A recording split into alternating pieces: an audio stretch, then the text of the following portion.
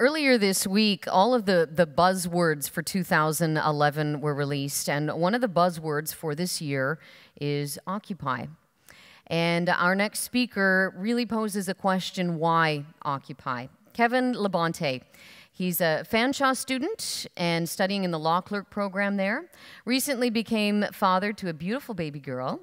He ran for the Green Party in the 2011 provincial election, and the last time he spoke about all the reading that he did in his spare time, now he says he has no spare time, but he does have 5 minutes. Please welcome Kevin Labonte. Before I begin, I have to make a statement. I am not speaking on behalf of Occupy London. My experience is with them is simply through interaction. So I've spoken with them, I've gotten to know them. A lot of them were my friends before, and they're still my friends now. With that being said, let's begin with my presentation. So on September 17th, as we all know, hundreds answered the call by the Vancouver-based Adbusters magazine to pitch a tent and occupy Wall Street, and it was in New York City.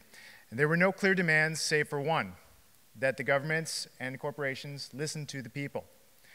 Now, the occupation inspired countless others around the globe to do the same in their city, including London.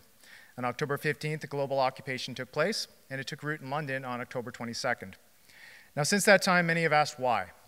Canada is in a much better situation than the US, and occupation in Toronto made no sense, let alone London.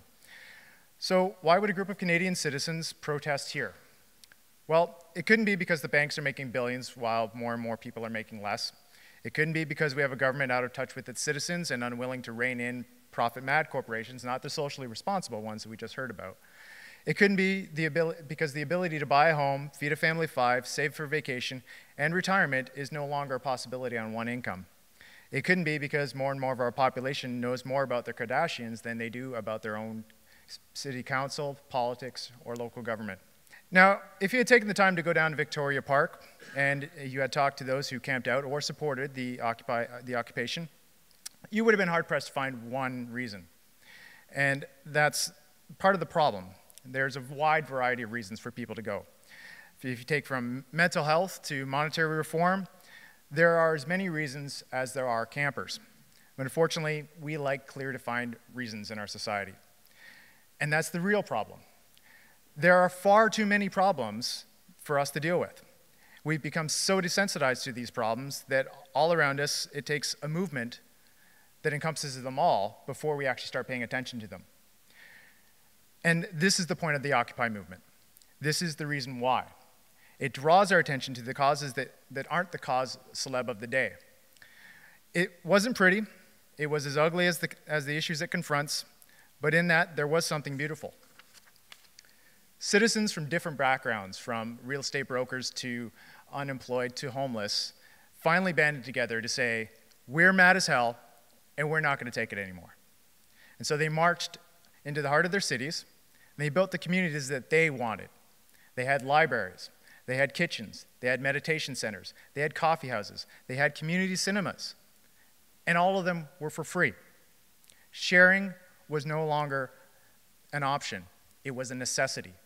It built the community that helped these people get to know each other more, and they reached out to people who they would not normally reach out to. Now, these people, who weeks before had never spoken, they now openly hugged and expressed their love for each other as human beings. They may not have had a single message, but they had a single voice. Now, although the camp may have been torn down in the middle of the night, and you can argue about whether or not that was just or not, but that's not what I'm here for, there's time for you to take part still. They hold general assemblies still. They're held 3 times a week. You can attend the various workshops and committees that are held throughout the week as well. That's a good one too. And all of this information about times and meeting places can be found at the website that they have. It's occupylondonca.org. I've been told on good authority from them that it will be up very shortly. Now, you may question their methods. Yeah, I put up fun slides because I don't have any statistics really, but you may question their methods. You may have wished that they had decided to camp in another park. But if you've ever looked around and wondered why there are people that are homeless while buildings are empty, why we're spending more on machines of war than feeding the hungry, why profits are up but wages are down, if you've ever wondered any of these, then you know why people chose to occupy. Now, there are many examples of inequality in our system. It's time that we stop taking the Occupy message and discuss them, bring them out to the forefront. We will find the solutions.